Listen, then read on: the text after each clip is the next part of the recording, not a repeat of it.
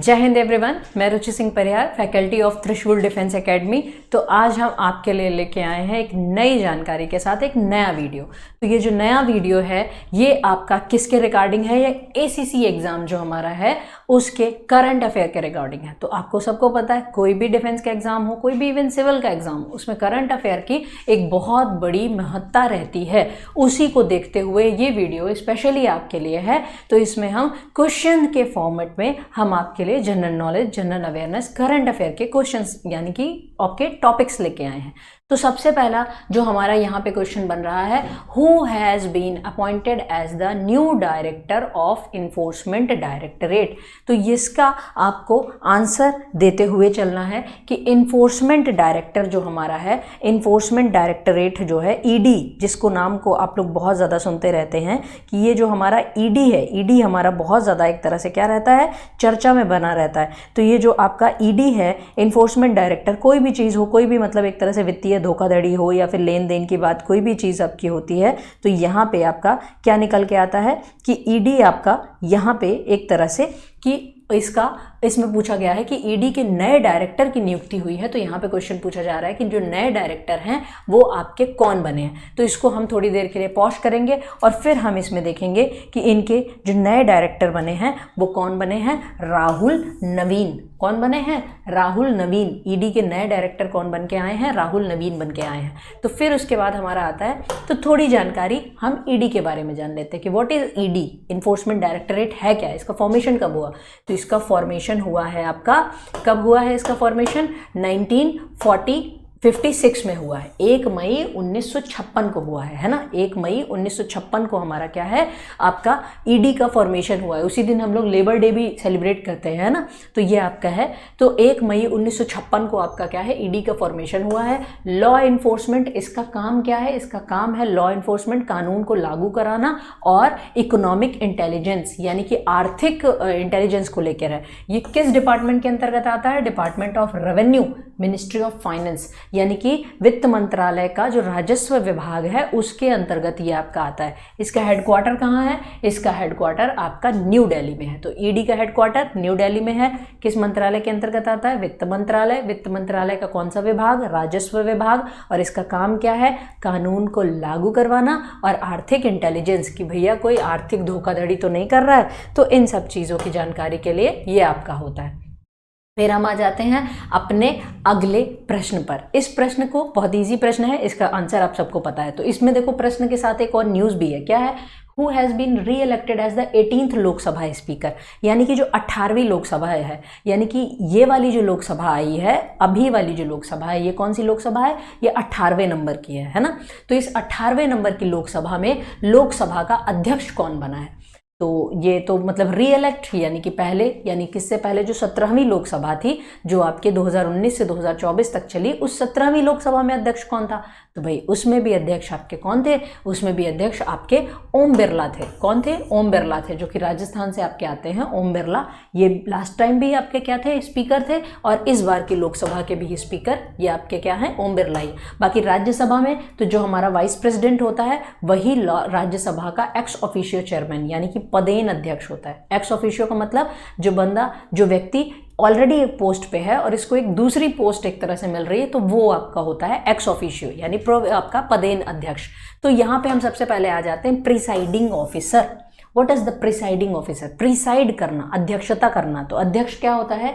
ये highest authority of Lok Sabha, Lok Sabha यानी lower house की सबसे हाईएस्ट अथॉरिटी होती है।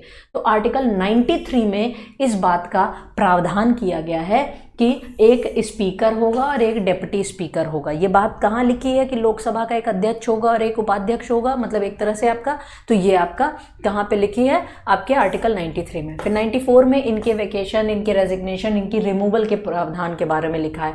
आर्टिकल 95 में क्या लिखा है? डेप्यूटी स्पीकर के बारे में लिखा हुआ है कि यदि अगर डेप्यूटी स्पीकर या फिर कोई ऐसा पर्सन जो जब लोकसभा स्पीकर ना हो तो उसकी जगह पे वो काम करे। और फर्स्ट स्पीकर हमारे देश के कौन बने थे? जीवी मावलंकर। देश की जो पहली मतलब एक तरह से जो आपकी संसद बन के आई थी, तो उसमें जो पहले स्पीकर आपके बने थे जीवी मावलंकर।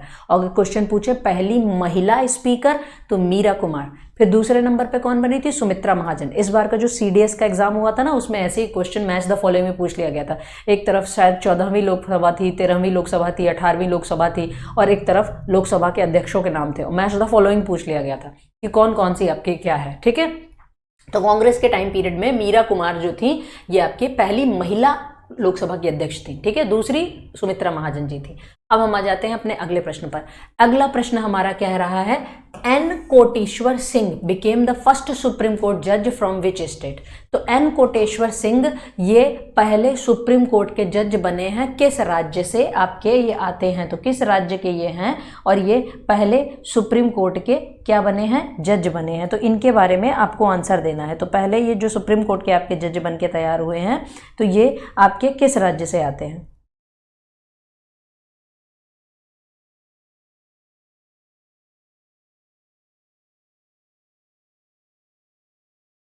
तो इनका आंसर आपका क्या करना है?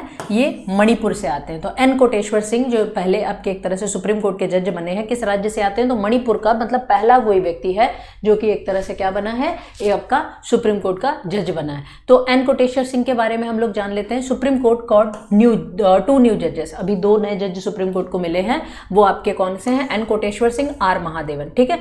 टोटल नंबर ऑफ जजेस सुप्रीम कोर्ट में कितने हो गए? 34 हुए। टोटल नंबर ऑफ जजेस सुप्रीम कोर्ट में हाल के टाइम पे 34 है। शुरुआत में जब सुप्रीम कोर्ट बना था ना, कब बना था सुप्रीम कोर्ट वो भी लिख लो। सुप्रीम कोर्ट का फॉर्मेशन लिख लो 28 जनवरी 1950 के टाइम से ही, मतलब एक तरह से एक्चुअली 27, हाँ ये 1 मिनट, हाँ 50 नहीं 28 जनवरी उसका ये आपका रहता है। और ये सुप्रीम कोर्ट जो आपका एक तरह से बन के जो आपका तैयार हुआ है 1947 से ही है, ये 1947 से ही है। और जो इसका पूरा फॉर्मेशन हुआ था, तो अभी इसका एक तरह से 78वां आपका क्या किया था? स्थापना दिवस मनाया गया था, है ना। तो इसका जो फाउंडेशन डे होता है वो 28 जनवरी को होता है। तो 75th नंबर का, तो 75th नंबर का, यानी कि हाँ बिल्कुल सही है।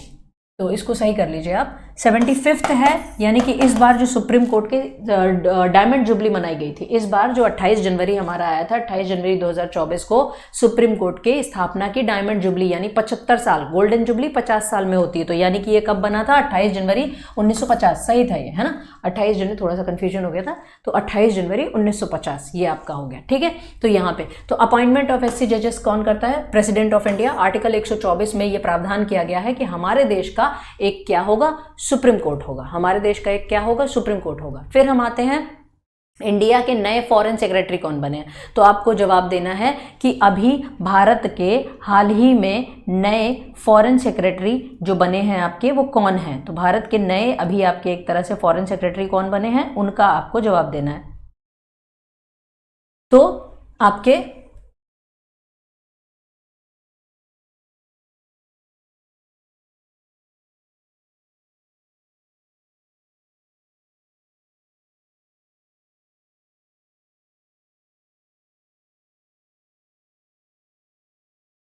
तो इसका आपको जवाब देना है कि जो नए फॉरेन सेक्रेटरी हमारे बने हैं, तो नए फॉरेन सेक्रेटरी में आपको क्वेश्चन का आंसर देना है कि हमारे न्यू फॉरेन सेक्रेटरी कौन बने, है ना। तो new foreign secretary of India, तो जो नए फॉरेन सेक्रेटरी हमारे बने हैं वो कौन है? विक्रम मिस्री। कौन है? विक्रम मिस्री। अब देखो फॉरेन सेक्रेटरी क्या होता है? विदेश सचिव। सचिव जो होता है किसी भी मंत्रालय का, जो सचिव जितना आपका ब्यूरोक्रेसी वाला जो जॉब का काम होता है वो सचिव करता है। तो सचिव सबसे हाईएस्ट ब्यूरोक्रेटिक एक तरह से आपकी क्या होती है? आपकी जब सबसे हाईएस्ट जो जॉब होती है वो सचिव स्तर की आपकी होती है। तो विक्रम मिस्री आपके क्या बने हैं? इसमें सचिव बने। मार्क रूट से पूछा जा रहा है कि ये नेक्स्ट सेक्रेटरी जनरल है किसके?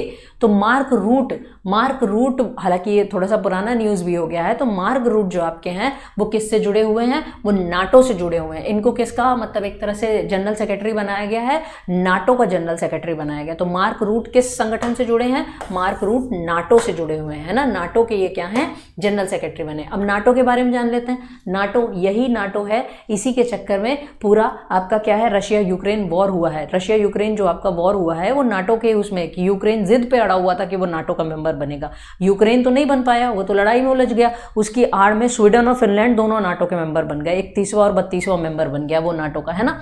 तो नाटो में अभी करंट में कितने मेंबर हैं? 32 मेंबर्स हैं। कितने? 32। और लेटेस्ट कौन बने हैं? स्वीडन और फिनलैंड और स्वीडन। फॉर्मेशन कब हुआ था? 1949 को हुआ था। और इसका हेडक्वार्टर कहाँ है? ब्रसल्स, बेल्जियम में है। और हाल ही में इसके अध्यक्ष कौन बने? मार्क रूट, अमेरिकन है, सॉरी अमेरिकन नहीं, आपके यूरोपियन ही है, ठीक है, मार्क रूट। चलिए, तो नॉर्थ अटलांटिक ट्रीटी ऑर्गेनाइजेशन, ठीक है। फिर हम आ जाते हैं who has been appointed as the leader of the house in Rajya Sabha. तो राज्यसभा में लीडर ऑफ द हाउस किसको नियुक्त किया गया है? तो सबसे पहले प्रश्न आता है कि लीडर ऑफ द हाउस होता क्या है? लीडर ऑफ द हाउस आपका होता क्या है? तो लीडर ऑफ द हाउस देखो ऐसा होता है कि जैसे हमारी जो पार्लियामेंट है, हमारी ये जो पार्लियामेंट है, इस पार्लियामेंट में 2 हाउस आते हैं। एक होता है अपर हाउस जिसको हम लोग कहते हैं राज्यसभा, एक होता है लोअर हाउस को हम लोग कहते हैं लोकसभा, इसको कहते हैं राज्यसभा। तो राज्यसभा में जो भी सरकार पद पे होगी, मतलब जो भी सरकार बनाएगा, कोई भी पार्टी सरकार बनाती है, तो उसका इस भी लोकसभा में एक लीडर ऑफ द हाउस होगा और राज्यसभा में एक लीडर ऑफ द हाउस होगा, ठीक है। तो जिस भी अगर प्रधानमंत्री राज्यसभा से चुन के आता है तो वो राज्यसभा में लीडर ऑफ द हाउस होगा, अगर प्रधानमंत्री लोकसभा से चुन के आता है तो वो लोकसभा का लीडर ऑफ द हाउस होगा। तो अभी तो प्रधानमंत्री लोकसभा से ही चुन के आ रहे हैं, वाराणसी की सीट से आपके आ रहे हैं, तो लोकसभा के तो लोग आपका लीडर ऑफ द हाउस कौन होगा? प्रधानमंत्री होंगे। लेकिन राज्यसभा में कौन होगा? तो राज्यसभा में अभी हाल ही में जो आपके नियुक्त किए गए हैं, मतलब ये आपका लीडर ऑफ द अपोजिशन। एक मिनट, यहां पे क्या पूछा गया था? अच्छा, यहां पे leader of the house actually यहां पे पूछा गया है ना, यानी कि यहां पे पूछा गया है कि leader of the house in Rajya Sabha. तो इसका जो आंसर यहाँ पे एक्चुअली ये क्वेश्चन का वो इधर कर दिया है, ये अपोजिशन के लीडर का यहाँ पे दे दिया है आंसर। तो अपोजिशन के लीडर हैं मल्लिकार्जुन खड़गे, लीडर ऑफ द हाउस ये नहीं है ना। तो ये आपके जो अभी हाल ही में जो आपके एक तरह से क्या है लीडर ऑफ द हाउस हैं, वो जेपी नड्डा हैं। वो कौन है? जेपी नड्डा हैं। और अपोजिशन के लीडर ऑफ द हाउस कौन है? यार अपोजिशन की तरफ से लीडर कौन है? क्योंकि कांग्रेस इस बार मतलब एक तरह से इतनी सीटें उसको मिल गई हैं कि वो आपका क्या है, विपक्ष में बैठ सकता है। तो विपक्ष के नेता जो आपके हैं मल्लिकार्जुन खड़गे हैं, और ऐसे तो जेपी नड्डा हैं, जयप्रकाश नड्डा, ठीक है। फिर हम आते हैं who has been reappointed as the NSA national security advisor. किसको अभी नेशनल सिक्योरिटी एडवाइजर के रूप में फिर से रीअपॉइंट किया गया है? तो हमारे देश के राष्ट्रीय सुरक्षा सलाहकार कौन है? हर चीज में, है ना, कोई भी हमारे देश की एकदम उच्च स्तरीय बैठक होती है सुरक्षा को लेकर, तो उसकी अध्यक्षता कौन करते हैं? और कौन आपके रहेंगे? आपके अजीत डोवाल, यहाँ पे अजीत डोवाल जी, है ना। तो अजीत डोवाल जी तो NSA chief advisor of PM on national security. NSA कौन होते हैं? ये नेशनल सिक्योरिटी यानी राष्ट्रीय सुरक्षा के मामले में प्रधानमंत्री के मुख्य सलाहकार होते हैं। और ये हमारे फर्स्ट एनएसए ब्रजेश मिश्रा थे, और अभी के टाइम पे हमारे एनएसए कौन है? अजीत डोवाल है। अब आ जाता है प्रश्न, who is the principal secretary to the prime minister Narendra Modi. यानी कि प्राइम मिनिस्टर नरेंद्र मोदी के मुख्य सचिव कौन है? तो प्राइम मिनिस्टर नरेंद्र मोदी के मुख्य सचिव, यानी कि जो भी ब्यूरोक्रेसी का जो भी काम होगा, मुख्य सचिव मैंने बताया ना, ब्यूरोक्रेसी की सबसे हाईएस्ट पोस्ट, तो वो आपके कौन है? प्रमोद कुमार मिश्रा। तो प्राइम मिनिस्टर यानी कि पर्सनल सेक्रेटरी जो आपका होता है, यानी कि मुख्य सचिव जो प्रिंसिपल सेक्रेटरी होता है पीएम का, ये प्राइम मिनिस्टर ऑफिस जो पीएमओ ऑफिस का चीफ हेड होता है। देखो पीएम प्राइम मिनिस्टर होता है ना, प्राइम मिनिस्टर का अपने एक ऑफिस होता है, वो भी एक तरह से आपका क्या है, एक्स्ट्रा कॉन्स्टिट्यूशनल बॉडी है, उसका नाम क्या है? PMO, prime minister's office. तो प्राइम मिनिस्टर का ऑफिस का जो आपका प्रशासनिक अधिकारी होता है, सबसे उच्च अधिकारी होता है, वो प्रिंसिपल सेक्रेटरी ही होता है, ठीक है। तो फॉर्मेशन 1970, ये इनकी फोटो यहाँ पे लगी हुई है प्रमोद जी की। फिर who has been appointed as the chairman and MD of the SIDBI, यानी कि सिडबी का चेयरमैन और एमडी जिनको बनाया गया है उनके बारे में यहाँ पे पूछा गया है। सिडबी आपका क्या होता है? Small industrial development bank of India, यानी भारत की जो छोटी छोटी इंडस्ट्रीज हैं उनके डेवलपमेंट के लिए, क्योंकि जो छोटी इंडस्ट्रीज होती है ना मैन्युफैक्चरिंग, यही एक तरह से क्या करती हैं? आपकी जॉब्स क्रिएट करती हैं, है ना। तो ये जो सिडबी है, इस सिडबी का चीफ एक तरह से किसको अपॉइंट किया गया है, ये आपसे पूछा गया है। तो who has been appointed as the chairman and MD of SIDBI. तो यहां पे आपका आंसर क्या हो जाता है? मनोज मित्तल। किसको अपॉइंट किया गया है? मिस्टर मनोज मित्तल को। तो ये आंसर आपका क्या हो जाएगा? मनोज मित्तल, ठीक है, मनोज मित्तल। अब हम सिडबी के बारे में जान लेते हैं। तो सिडबी का हेडक्वार्टर कहाँ है? लखनऊ में है। और सिडबी का फॉर्मेशन कब हुआ था? 1990 में। फुल फॉर्म क्या है? Small industries development bank of India, ठीक है। तो ये चीज हो गई। फिर ये रहे हमारे फाउंडर सर, है ना, त्रिशूल डिफेंस एकेडमी का फाउंडेशन, जिन्होंने आज से लगभग 20 साल पहले, यानी कि 20 साल से ज़्यादा का एक्सपीरियंस हो गया त्रिशूल डिफेंस एकेडमी को डिफेंस सेक्टर में कोचिंग प्रोवाइड करने का। तो ये है हमारी ब्रांचेस के बारे में यहाँ पे दिया हुआ है। हमारी ब्रांचेस केवल एक जगह ही नहीं है, भारत में दिल्ली में और रांची में भी हैं, इलाहाबाद के अलावा। फिर उसके बाद आगे हम देखते हैं, ये अभी जो हमारे एक तरह से त्रिशूल डिफेंस एकेडमी की तरफ से ACC में जो सिलेक्टेड कैंडिडेट्स हैं, फाइनल सिलेक्शन जिनका हुआ है, तो उनके बारे में। और अब ये है हमारा ऐप त्रिशूल डिफेंस एकेडमी का। तो इन केस आप एक तरह से कोई भी डिफेंस की एग्जाम की तैयारी कर रहे हैं, तो आप हमारे साथ अपनी तैयारी को और ज़्यादा शार्प बना सकते हैं। तो ये है हमारा ऐप त्रिशूल डिफेंस एकेडमी का। इसको आप प्ले स्टोर पे जाके इस तरह से हमारे लोगों के साथ आप इसको डाउनलोड कर सकते हैं। हमारा नया बैच ACC के लिए शुरू हो चुका है, मेघदूत बैच, है ना, 2025 के लिए। तो नया बैच शुरू है, इसमें एडमिशन्स भी हो रहे हैं। In case you have any queries regarding any course, आप इन नंबर्स पे कॉल कर सकते हैं, और इस नंबर पे कॉल कर सकते हैं। कभी भी आप इस पे कॉल कीजिए, आपको यहाँ पे जवाब दिया जाएगा। तो आज का वीडियो लेक्चर यहीं पे समाप्त होता है। हम लोग इसी तरह से और नए वीडियोस के साथ, नई जानकारियों के साथ आपसे मिलते रहेंगे। तब तक के लिए जय हिंद, जय भारत। अब डिफेंस एग्जाम क्रैक करना हुआ और भी आसान, त्रिशूल डिफेंस एकेडमी लेकर आए हैं बिल्कुल ही एडवांस लर्निंग ऐप। तो आज ही ज्वाइन करें और स्टार्ट करें अपनी ऑनलाइन क्लासेस।